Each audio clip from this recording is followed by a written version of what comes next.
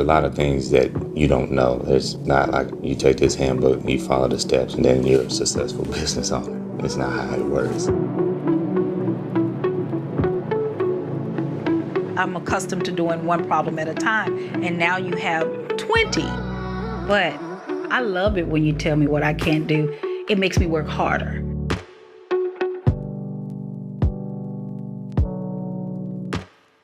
Like, what are the struggles you had, as an entrepreneur? Struggle.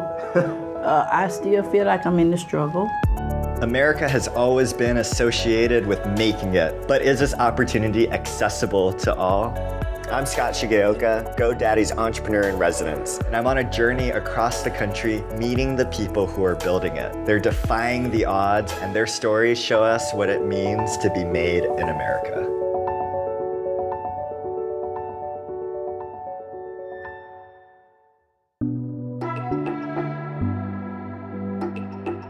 I'm fourth generation Japanese American. My whole family grew up in Hawaii.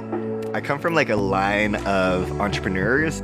I tend to be really positive and see failure or setbacks as an opportunity to grow. And I think that's a core part of being an entrepreneur, right? We all have this grit. I think there's this way of thinking, this perseverance, this mindset that entrepreneurs have, and they think, why not me? And yeah, why not you?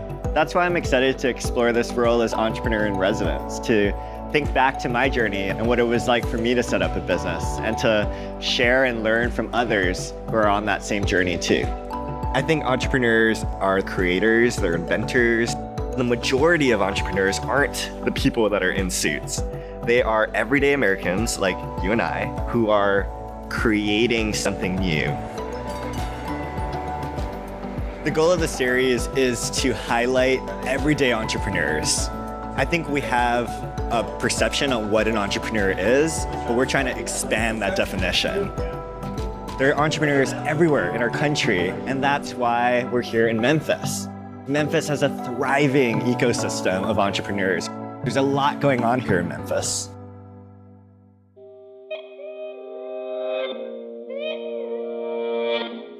There's a lot of talent in Memphis. People looking for opportunity, hungry. Growing up in Memphis, you can always see a lot of different family-owned small business that goes back for so many years. Tell me about your upbringing in Memphis. What was that like? Oh, well, I was born and raised in the projects. You know what the projects are? Tell me about it. Project where a lot of us African Americans live. My mom was poor. We were poor. My grandparents were actual slaves. They lived on a plantation. One of the stories my dad always told me about was how he used to kill bullfrogs in the swamp and go sell them on the corner for a nickel a piece, frog legs.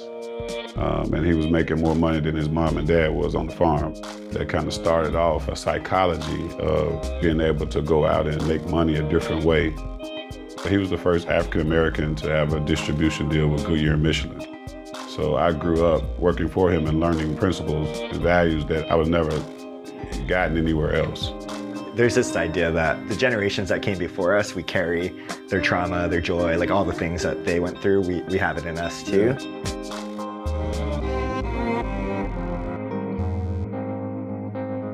Memphis has the blood of Dr. Martin Luther King on our hands, no matter how many years pass. He came here for equal pay for the sanitation workers. We know the history. I know I stand on his shoulders among many other African Americans and non-African Americans who were in the fight.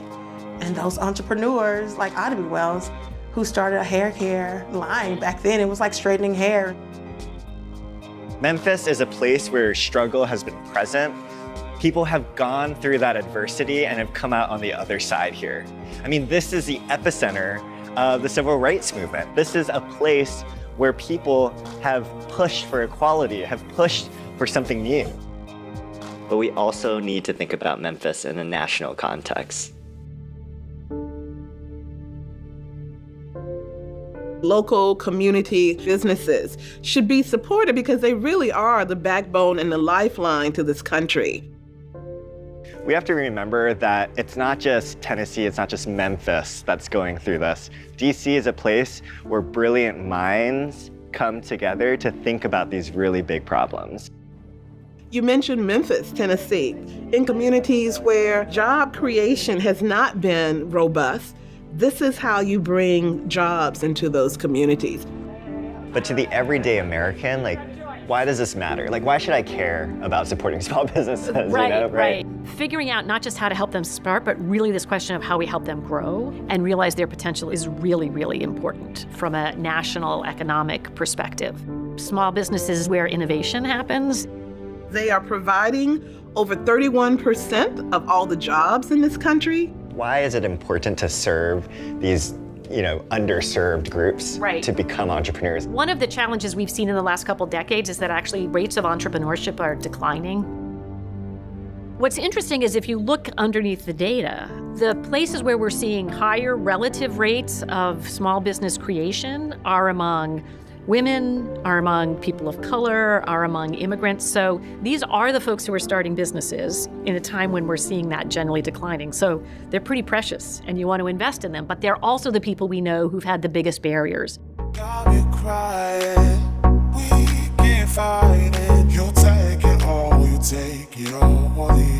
Coming from where I come from, receiving a business loan of any amount is unheard of. My mom didn't finish high school. My father didn't finish high school. I'm the only one of my mother's children to graduate college. Friends and family are the most widely used source of startup capital.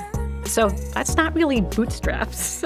That's not you. That's somebody else who you're lucky enough to know. People often finance their businesses. They use savings or they use a home equity line of credit. African Americans in particular, they've been redlined out of neighborhoods where they've seen a lot of housing appreciation. If you look at the history of different kinds of predatory lending in the US, whether it's things like payday loans or things like subprime mortgages, it's often communities of color that are most intensively targeted with those products. So you sort of roll all these things together, and it's one of the reasons why we see it's really challenging for people of color. I didn't come from anyone who ever thought about starting a business. So I didn't have a blueprint to go by. And that's why I'm really excited for the class. Do you have a website yet? No. Okay. Welcome everybody to our social media marketing boot camp today. So excited to have all of you here. I'm Cynthia Terry with Communities Unlimited. I'm the director of our entrepreneurship program, and our goal is for you to be successful. In the US, we have these entities called Community Development Financial Institutions, and they're particularly targeting people who aren't served by traditional lending. Banks don't look at people in terms of their character. They look for assets and wealth and all of those things. What's different about what Communities Unlimited does for small businesses is the combination of the small business lending as well as the business and management skills training that we provide. Communities Unlimited helped me from start to finish to get my product to the shelf. I'm telling you, everybody told me no. The banks, lenders, everybody told me no. Communities Unlimited gave me my first yes.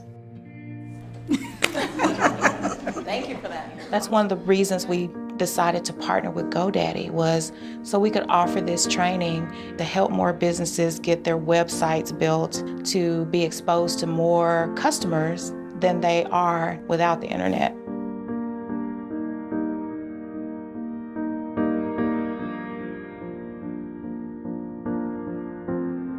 But what a lot of people don't understand is sometimes your website is your hardest working employee. I actually grew up as a child of a self-employed mother.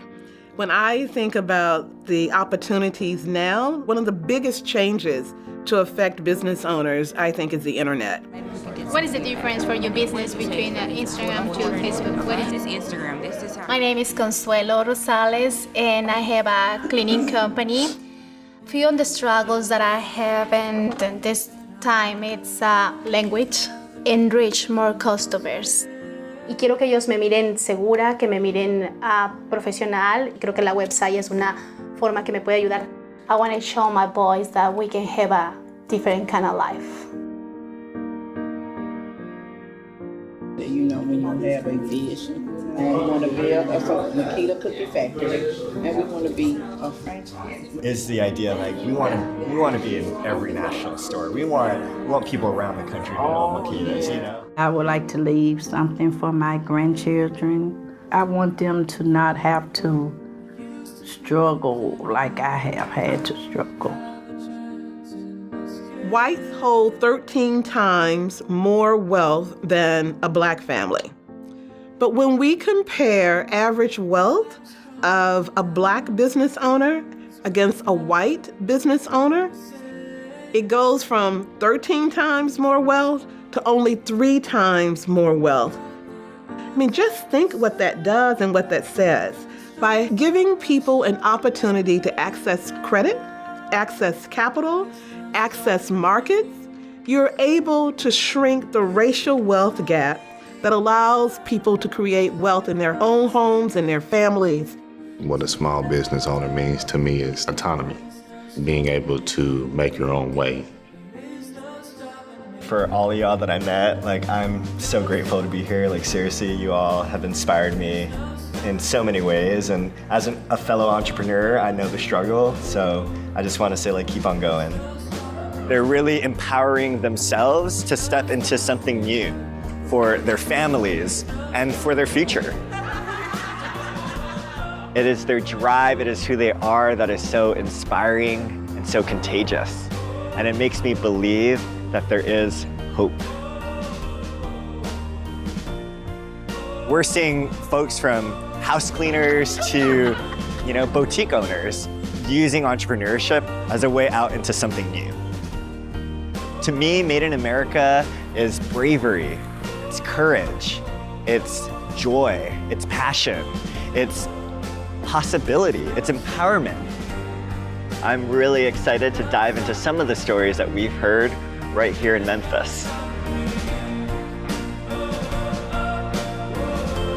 I'm optimistic that at some point in this country, we'll get things right. We'll be able to create economic opportunities for all. You can be a successful business owner, entrepreneur, and live the same life, maybe a better life, than some of the images that we see on TV. Something has to change the culture. I'm really excited to grow my business. Really, really. If I can do it, oh my goodness, so can you.